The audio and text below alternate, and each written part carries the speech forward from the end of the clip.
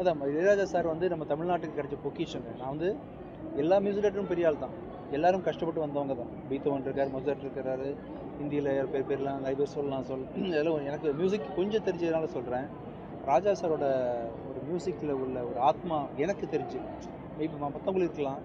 அவரோட நாடியும் ரத்தமும் அவர் மியூசிக் பண்ணுற ஒரு விஷயத்த வந்து நான் உணர்ந்தது இல்லை பெருசாக.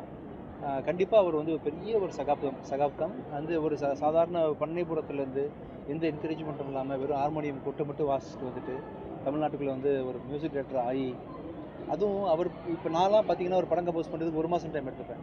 அவர் காலையிலேருந்து ஈவினிங்குள்ளே ஒரு பாட்டு முடிச்சிடுவார். ரீ ரெக்கார்டிங் படத்தை 2 நாளில் முடிச்சு கொடுத்துருவாருன்னு நான் சொல்கிறது பல பேருக்கு புரியாது என்னென்னு சொல்லிட்டு, மக்களுக்கு புரியாது.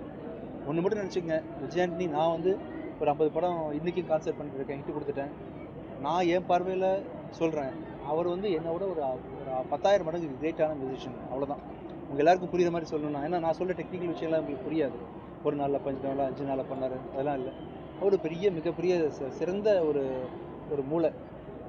ஃப்யூச்சரில் வந்து ஏதாவது ஒரு டெக்னாலஜி வந்து அந்த மூளையை மட்டும் கழட்டி பத்திரமா வச்சுக்க முடியும்னு சொன்னால், ராஜா சார் வந்து தமிழ்நாட்டில் பாதுகாப்பு தர வேண்டிய ஒரு மூளை. ஆக்சுவலாக பெரிய ஜீனியஸ் அவர். அவருக்கு வந்து முதலமைச்சர் வந்து என்ன பண்ணாலுமே தகும். சந்தோஷம், எனக்கு மிக மகிழ்ச்சி.